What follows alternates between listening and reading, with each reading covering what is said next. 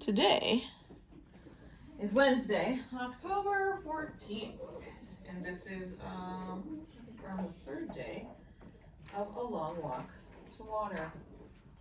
Chapter 4, Southern Sudan, 2008. Naya's mother took the plastic container from her and emptied the water into 3 large jars. She handed Naya a bowl of boiled sorghum meal and poured a little milk over it. Naya sat outside in the shade of the house and ate. When she was done, she took the bowl back inside. Her mother was nursing the baby, Naya's little brother. "Take Akir with you," her mother said, nodding towards Naya's sister. Glancing at her younger sister, Naya did not say what she was thinking. That Akir, who was only 5 years old, was too small and walked too slowly. "She needs to learn," her mother said. Naya nodded. She picked up the plastic container and took Akir by the hand. Home for just long enough to eat, Naya would now make her second trip to the pond. To the pond and back, to the pond and back, nearly a full day of walking all together. This was Naya's daily routine 7 months of the year. Daily, every single day. Southern Sudan, 1985. Salva held his breath as he scanned the faces one by one. Then the air left his lungs and seemed to take all hope with it. Strangers, no one from his family. The old woman came up behind him and greeted the group. "Where are you going?" she asked. A few of the people exchanged uneasy glances. There was no reply. The woman put her hand on Salva's shoulder. "This one is alone. Will you take him with you?" Salva saw doubt on the people's faces. Several men at the front of the group began speaking to each other. "He is a child. He will slow us down." "Another mouth to feed? It is already hard enough to find food." "He is too young to do any real work. He'll be of no help to us." Salva hung his head low. They would leave him behind again, just as the others had. Then a woman in the group reached out and touched the arm of one of the men. She said nothing but looked first at the man, then at Salva. The man nodded and turned to the group. "We will take him with us," he said. Salva looked up quickly. A few in the group were shaking their heads and grumbling. The man shrugged. "He is a Yinka," he said, and began walking again. The old woman gave Salva a bag of peanuts and a gourd for drinking water. He thanked her and said goodbye. Then he caught up with the group, determined not to lag behind, not to complain, not to be any trouble to anyone. He did not even ask where they were going, for fear that his questions would be unwelcome. He knew only that they were Dinka and that they were trying to stay away from the war. He had to be content with that. The days became a never-ending walk. Salva's feet kept time with the thoughts in his head, the same words over and over. "Where is my family? Where is my family?" Every day he woke and walked with the group, rested at midday and walked again until dark. They slept on the ground. The terrain changed from scrub to woodland. They walked among stands of stunted trees. There was little to eat, a few fruits here and there, always either unripe or worm-rotten. Salva's peanuts were gone by the end of the 3rd day. After about a week, they were joined by more people, another group of Dinka, and several members of the tribe called Jurkol. Men and women, boys and girls, old and young, walking to nowhere. Salva had never been so hungry. He stumbled along somehow, moving one foot in front of the other, not noticing the ground he walked on, or the forest around him, or the light in the sky. Nothing was real except his hunger. Once a hollow in his stomach, but now a deep, buzzing pain in every part of him.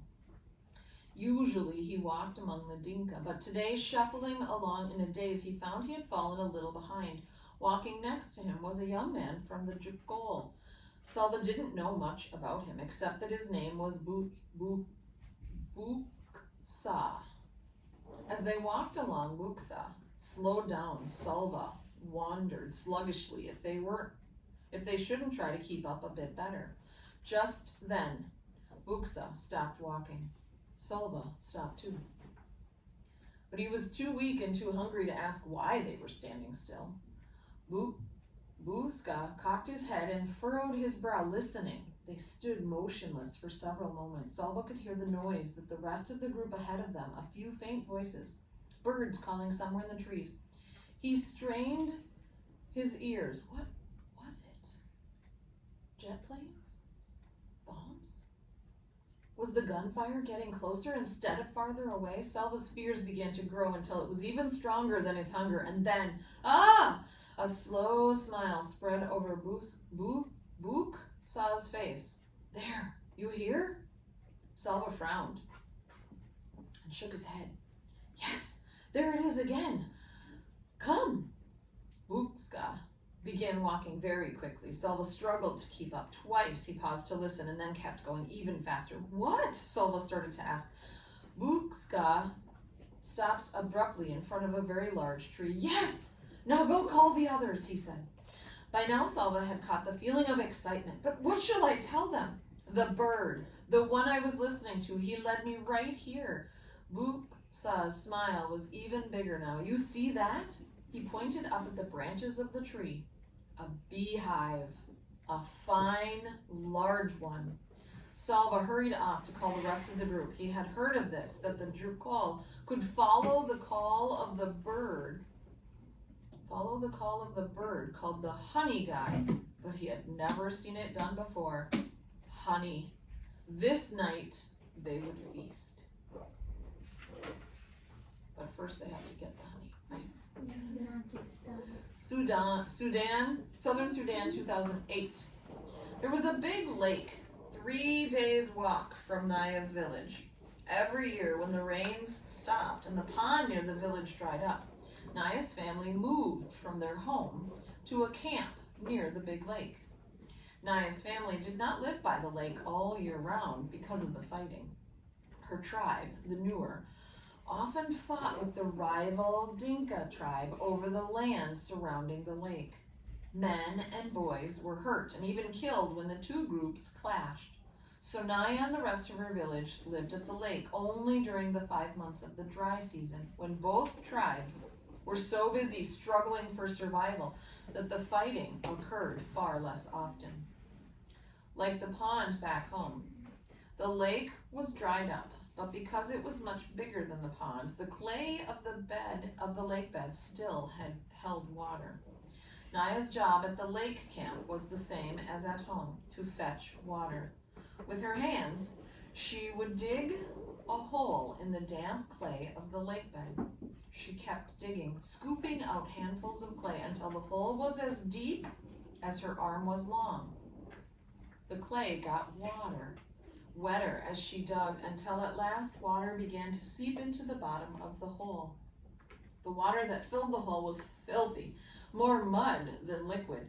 It seeped in so slowly that it took a long time to collect even a few gourds full.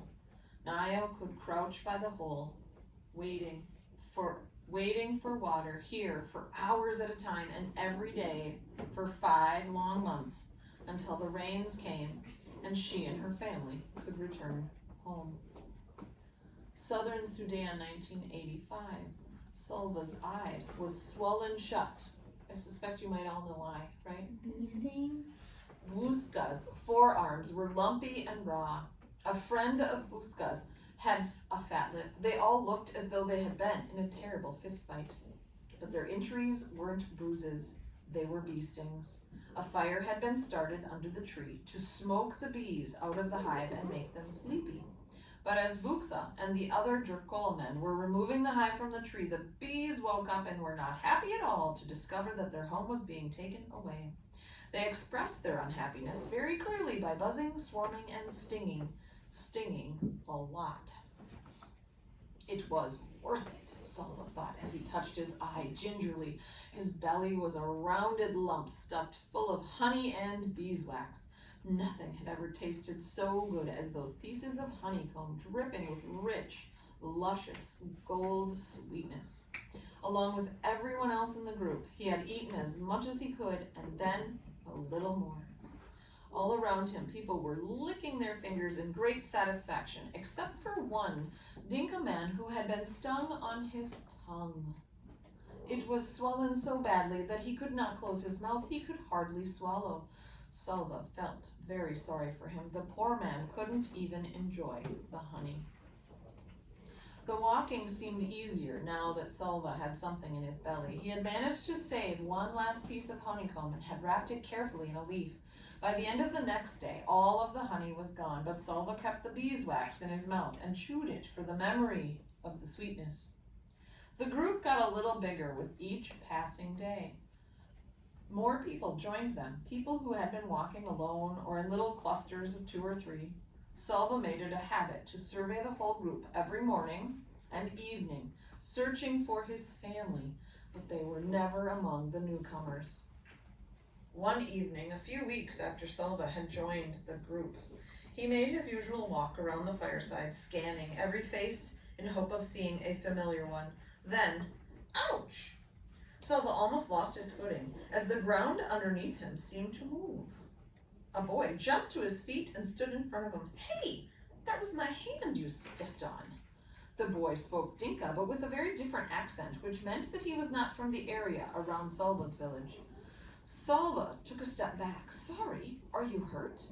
The boy opened and closed his hand a few times and then shrugged. "It's all right, but you really should watch where you're going." Sorry, Selva repeated. After a moment's silence, he turned away and began searching the crowd again.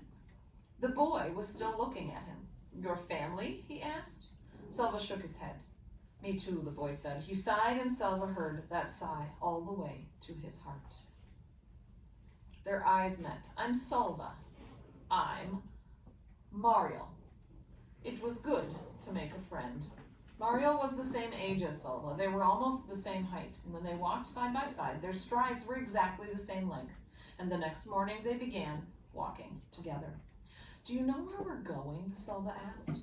Mariel tilted his head up and put his hand up to his brow to shade his eyes from the rising sun. "East," he said wisely. "We're walking into the morning sun." Selva rolled his eyes. "I know we're going east," he said. Anyone could tell that, but where in the east? Mariel thought for a moment. "Ethiopia," he said. "East of Sudan is Ethiopia." Selva stopped walking. "Ethiopia? That is another country. We can't walk all the way there." "We are walking east," Mariel said firmly. "Ethiopia is east." "I can't go to another country," Selva thought. "If I do, my family will never find me." Mariel put his arm around Selva's shoulders. He seemed to know what Selva was thinking, for he said, "It doesn't matter. Don't you know that if we keep walking east, we'll go all the way around the world and come right back here to Sudan, and that's when we'll find our families." Selva had to laugh. They were both laughing as they started walking again, arm in arm, their strides matching perfectly. More than a month had passed since Selva had run from the school and into the bush. The group was now walking in the land of the Atut people. In the Dinka language, the Atut were called the people of the lion. Their region was inhabited by large herds of antelope, wildebeests, gnus, and the lions that preyed on them.